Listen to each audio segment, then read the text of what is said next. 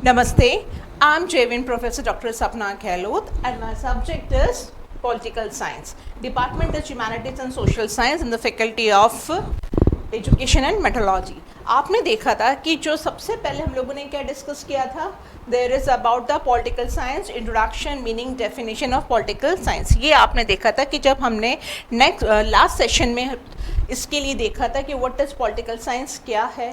उसके बाद हमने देखा था about the key areas of political science. कौन कौन से थे?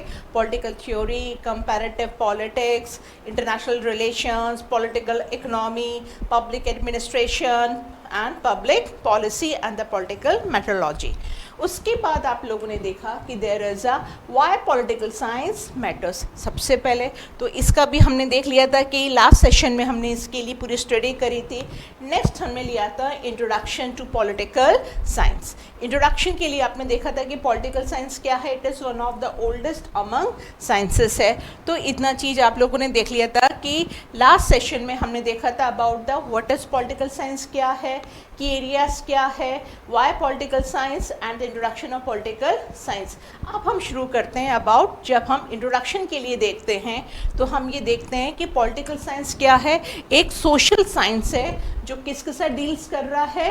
It deals with the theory and the practice of the politics, government and the public affairs. तो क्या है ये एक सोशल साइंस का एक ऐसा सब्जेक्ट है जो किससे डील कर रहा है, जो डील कर रहा है विद द थ्योरी और the practice of the politics about the government and the public affairs.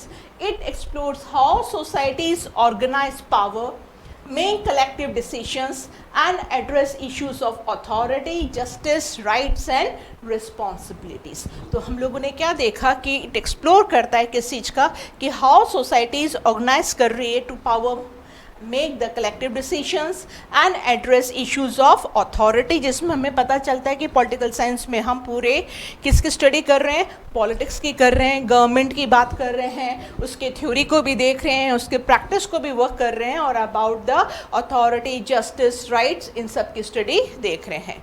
Now as it core, political science seeks to understand how power operate, how it is distributed, exercise and challenge. हमने क्या देखा कि जो political science है वो ये देख रहा है कि how the power operate, कैसे वो power डिस्ट्रीब्यूट होता है, कैसे वो एक्सरसाइज्ड होता है और कैसे चैलेंज होता है.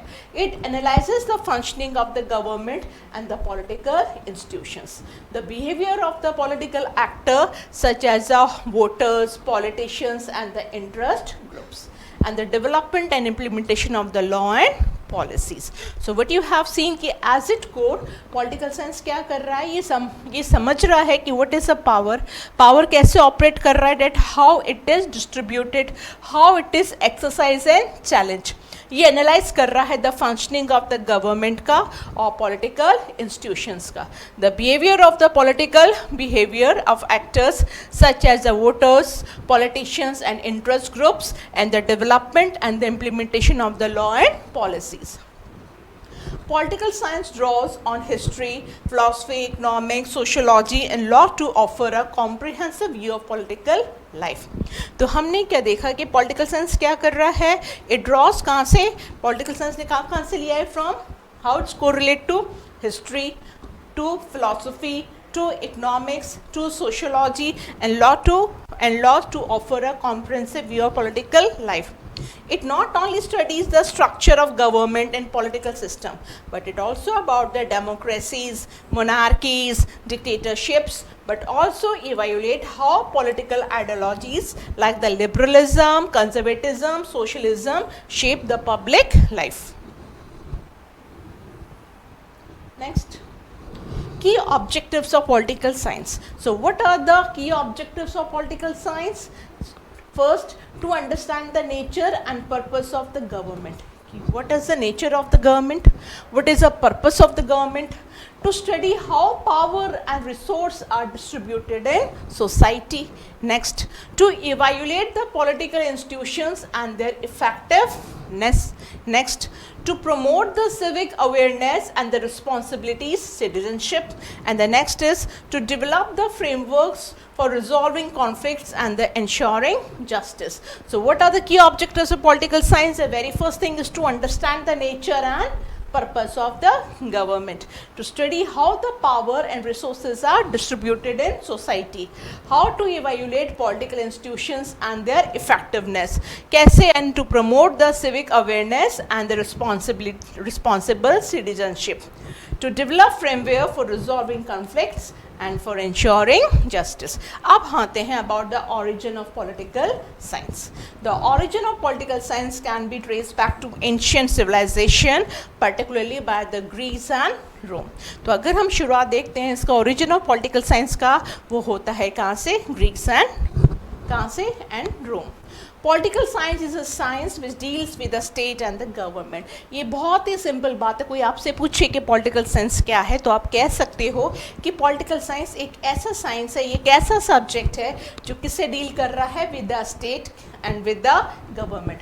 It was in the Greek civilization that political science was developed in its pure and systematic form. तो हमने क्या देखा कि it was in the Greek civilization that political science क्या है? Was developed in its pure and in systematic form. तो what do we see? हमने देखा जो शुरुआत है जो origin का political science का कहाँ से आ रहा है? From the Greek civilization. Next, अगर इसका एक डेवलपमेंट देखेंगे, हिस्टोरिकल डेवलपमेंट देखें तो हम देखेंगे सबसे पहले it is a ancient, right from ancient to till date. आज तक अगर हम एंशियंट से लेके आज तक का जो हम इसका डेवलपमेंट देखते हैं पॉलिटिकल साइंस का जो ओरिजिन का है और अब क्या है ये आप देखिए. सबसे पहले एंशियंट ग्रीक में it is a birth place of the political thought. Political science as a discipline began in the ancient Greek and around the 5th century. Next, Greek philosophers such as Plato and Aristotle laid the foundation of the political thought. हम ये कह सकते हैं कि ये एक तरह से जो शुरुआत हुई है वो कहाँ से हुई है? ग्रीक से. और किन लोगों से? About the Plato and the Aristotle, जिन्होंने कहीं ना कहीं they laid the foundation of the ideas of the political thought. Plato की जो बुक्स थी क्या नाम था? The Republic. It discuss justice, the ideal state and the role of the philosopher king. Next, ancient Greek में जो इनका contribution है आप देखते हैं Aristotle. Aristotle often considered the father of political science. ये बहुत इंपॉर्टेंट चीज़ है कि हम एरिस्टोटल को क्या बोलते हैं? As a father of political science.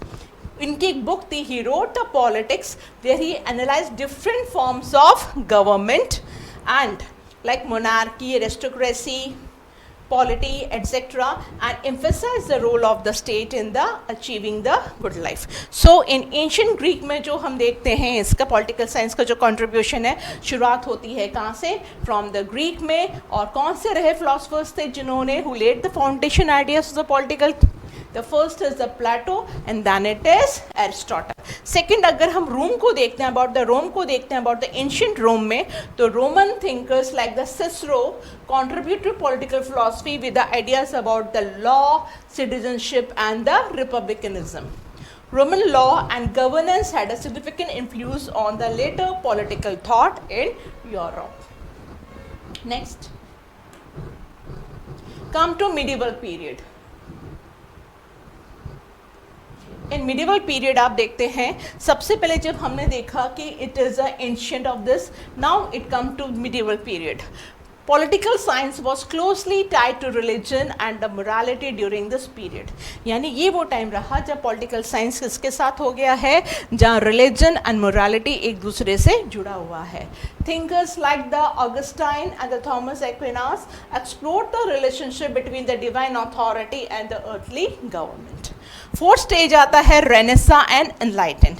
It come to the Renaissance and Enlightenment in the 16th and the 18th century में जब हम देखते हैं कि thinkers began separating politics from theology and focusing on the human reasons and the secular governance. तो अगर आप शुरू से देखेंगे आप क्या देखते हैं कि जो शुरुआत होती है political thought की वो होती है ग्रीक से. कहाँ से? प्लेटो अरस्तु से। वहाँ से फिर रोम का टाइम हुआ। रोम के बाद आप देखते हैं मिडिवल पीरियड में जहाँ हम रिलीजन और मोरालिटी को आपस में जोड़ा हुआ है। लेकिन चेंज हुआ जब रेनेसा और एनलाइटन का टाइम आता है 16th और 18th सेंचुरी में, जब हम ये देखते हैं कि थिंकर्स ये मानते हैं कि there is a separating politics from the theology and focusing on the human reason and the secular governance. इनका जो कॉन्ट्रीब्यूशन रहा that is a Niccolo Machiavelli. इनकी बुक थी जिसका नाम था the Prince. He introduced a realistic and sometime controversial view of politics which based on the power rather than morality. After that it is a Thomas Hobbes, John Locke, Jean-Jacques Rousseau and Montesquieu developed the theories of social contract, natural rights and separation of powers, all key to modern political science. So what you can say कि medieval period के बाद जब ये change हुआ, जब Augustine ने और Aquinas ने कहीं religion and morality को जोड़ा हुआ था, उसके बाद change आता है जब एक रेनेसा और एनलाइटन का, जब हम क्या हो गए हैं, अब हम पॉलिटिक्स और कहीं ना कहीं रिलीजन को एक दूसरे से अलग कर रहे हैं। और ऐसा रिजल्ट जो कंट्रीब्यूशन जाता है वो जाता है मैकियावेली का, और उसके बाद हमारे सोशल कॉन्ट्रैक्ट थ्योरी में जिन्होंने कहीं ना कहीं हमारे लिए नेशनल राइट्स की बात करी, सेपरेशन ऑफ पावर्स की and these are the all key to the modern political science. So next, modern political science जो शुरुआत होती है 19th century onwards. Political science become a formal academic discipline in the 19th and 20th century. It began to include empirical methods, और यहाँ शुरुआत होती है एक नए तरह के empirical methods की, data analysis की और comparative studies की। और in the United States, Harvard University established the first political science department in 1880.